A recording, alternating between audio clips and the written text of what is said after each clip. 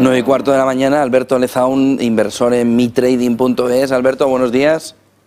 ¿Qué tal? Buenos días, José. Estaba escuchando atentamente tu editorial y estoy muy de acuerdo contigo. Tenemos por delante unos recibos de la luz a partir de o después de verano que van a ser un lastre verdadero para familias y para empresas, que es aún, no sé si más, bueno, no sé qué es más preocupante, la verdad.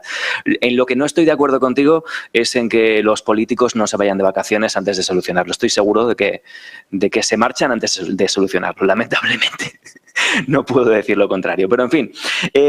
Bueno, hoy quiero enseñaros un par de gráficos que creo que son muy interesantes, muy ilustrativos, y después nos vamos a ver niveles de esta semana del S&P, del IBEX y tal, aunque ya os adelanto que los niveles son prácticamente los mismos porque lo que hemos tenido es una acumulación en la mayoría de los índices. Pero por ir por partes, fijaos este gráfico tan interesante, ya lo mostramos hace alguna semana atrás, cuando aún no estaba tan avanzado, obviamente, y me sorprende que todo el mundo saque la misma conclusión, ¿no? En el gráfico vemos cómo según el S&P recupera, según el S&P rebota al alza, los algoritmos, las manos fuertes y los bancos y los fondos van posicionándose en corto todavía más, ¿no? Las posiciones cortas, netas, siguen en aumento, ¿no? Según el mercado recupera, ¿no? Lo que estaría indicando que los profesionales o los que saben o el smart money, ¿no? Está pensando en una acumulación para otro impulso bajista del mercado. Esto es posible, pero hay más lecturas, como sabes, ¿no? Hay más lecturas y lo podemos ver como una capitulación de alguna forma de los retail o una mini capitulación. Sabes que al final de los impulsos, ya sean alcistas o bajistas, es cuando los retail se incorporan al movimiento para que ese movimiento inmediatamente gire, ¿no? Es algo muy, muy habitual y se puede leer en muchísimos indicadores Contrarian, como el Fear and Greed Index de CNN y muchos otros, ¿no? Pues bueno, igual que cuando llegamos a máximos del S&P vimos que el S&P giró a la baja y ahí tuvimos los picos de posiciones largas, ahora tenemos el S&P girando al alza y tenemos los picos de posiciones cortas. Es pronto para ver esto, es pronto para saber si efectivamente es así, pero puede ser otra lectura. Por lo tanto, cuidado porque este gráfico es un gráfico que tiene una doble lectura muy, muy interesante. Una triple incluso, porque lo podemos leer como coberturas a posiciones largas de profesionales que están empujando el rebote. Por lo tanto, cuidado con este gráfico porque si la lectura correcta o la lectura que al final resulta ser la acertada es la segunda, la que acabo de dar, podríamos ver un rebote sustancial en el mercado, al menos hasta que pues recupere todo el exceso de caída en el corto plazo que hemos tenido, ¿no? Hablo un exceso, una sobreventa en el corto plazo.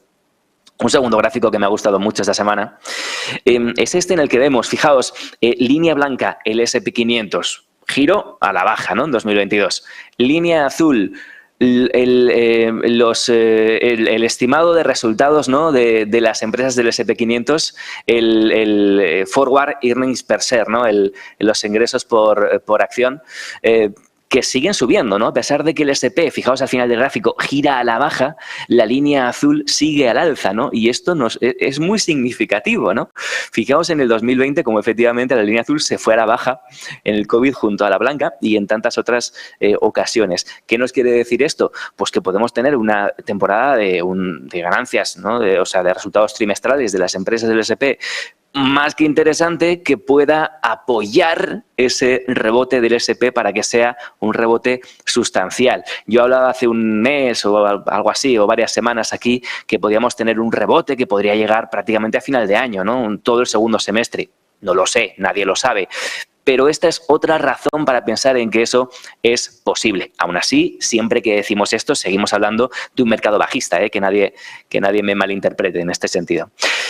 Dos gráficos muy interesantes, ya cada cual que los integre, ¿no? dentro de su análisis y que le busque el sentido. Y después de esto, vámonos a los gráficos de los índices habituales y vemos algo muy interesante en todos ellos y es una cierta acumulación. Vemos el S&P, gráfico diario, y vemos como efectivamente está comenzando a hacer ¿no? Pues mínimos crecientes, ¿no? Al menos 2 mínimos crecientes, y durante las 2 últimas semanas ha estado básicamente moviéndose en un gran rango, ¿no? Entre la zona de soporte, o la zona que yo considero que rota a la baja podría ser muy peligroso y podríamos ver otro impulso bajista, que es el 3.693, y toda esta zona de resistencia que, en fin, se puede colocar en torno a los 3.946, ¿no? Toda esta zona o estos niveles máximos de todas estas semanas. Por lo tanto, no cambia la situación. Mientras no se rompa el 3.693 a la baja,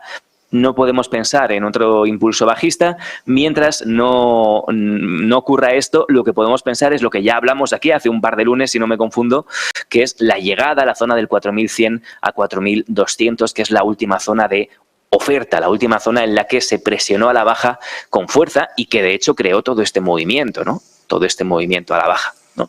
La situación en el Nasdaq es parecida, no me quiero repetir, es muy parecida. Vemos los 3 mínimos crecientes en este caso, y la zona, en lugar de ser las que he mencionado, estaríamos hablando del 11.300 por abajo y del 12.225 por arriba.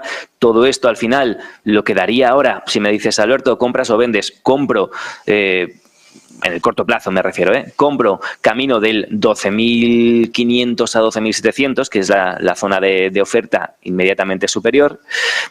Si bajamos o si nos vamos al mercado europeo, vámonos a DAX, vemos que la situación es similar. En el DAX ya vemos aquí nuevamente los mínimos crecientes. Fijaos, ¿no? Como como todos los índices de alguna forma tienen esa similitud, ¿no? En ese sentido, están haciendo mínimos crecientes muy interesantes.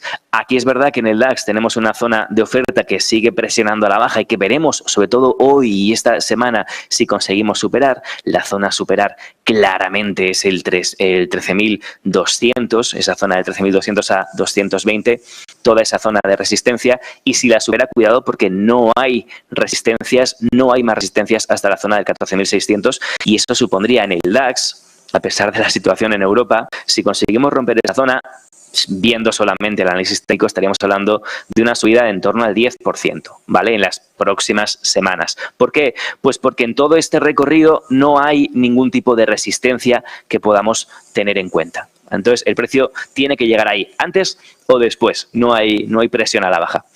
IBEX 35, las situaciones no es que sea similar, aquí no tenemos mínimos crecientes. Ya hablamos la semana pasada, ¿no?, de que esto era una especie de redistribución y que buscábamos otra pata abajo, y algo así hemos tenido, pero sí es que es verdad que en mitad de este recorrido, en mitad de este camino, se nos ha girado arriba. ¿Por qué? Pues al final porque hay una gran correlación con el DAX, sobre todo, y con los índices europeos.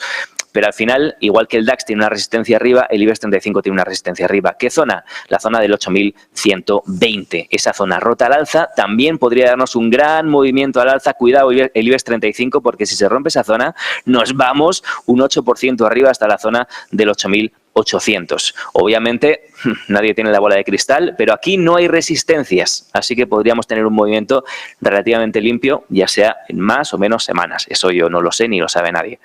Y por acabar, quería echar un vistazo porque hay un cambio sustancial en las cripto, ¿no? En las cripto, en Bitcoin y en Ethereum principalmente. La zona, ya la comenté aquí también hace alguna semana, toda esta zona tan relevante, que hablábamos de esta resistencia que se convertía en soporte, resistencia de 2017, y sobre todo del retroceso proporcional, teniendo en cuenta o trazando un FIBO desde los mínimos de la pandemia en el inicio de 2020.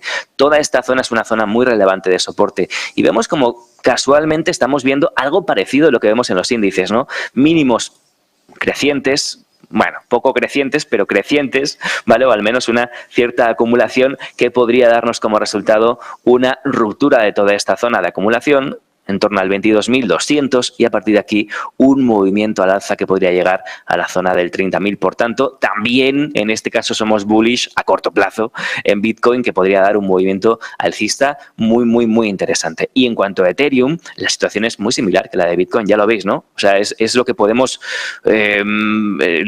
poner en común en todos los índices, incluso las cripto, ¿no? Los mínimos crecientes que se comienzan a formar, que efectivamente estamos en un mercado bajista, eso no lo puede dudar nadie, pero fijaos los mínimos crecientes que se formaron, por ejemplo, aquí a comienzo de 2022, ¿no? Estos mínimos crecientes dieron como resultado un movimiento al alza, bueno, pues desde los últimos mínimos de un 40% para Ethereum, ¿no?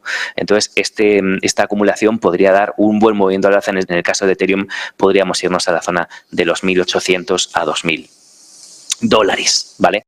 Así que en general, ya lo ves, en general tenemos por delante un posible, probable movimiento alcista en casi todos los índices. Es verdad que la situación es la que es y que igual que ha entrado venta agresiva en los últimos meses, en cualquier momento y sin avisar, podría entrar perfectamente hoy, mañana o pasado. Pero hasta entonces, la estructura técnica, desde luego que podemos verla como alcista en el corto plazo, ¿eh? Siempre especifico eso, en el corto plazo. Muchísimas gracias, Alberto Lezaun, inversor en mitrading.es. Solo matizarte, yo también pienso que no se van a reunir antes de que llegue el verano. No lo he dicho en ningún momento y lo pienso fehacientemente igual que tú. Se van a ir de vacaciones como Dios manda. Y ya luego llegará cuando vengan el otoño. ya veremos lo que nos encontramos. Gracias, Alberto. Buen día, buena semana, buen negocio.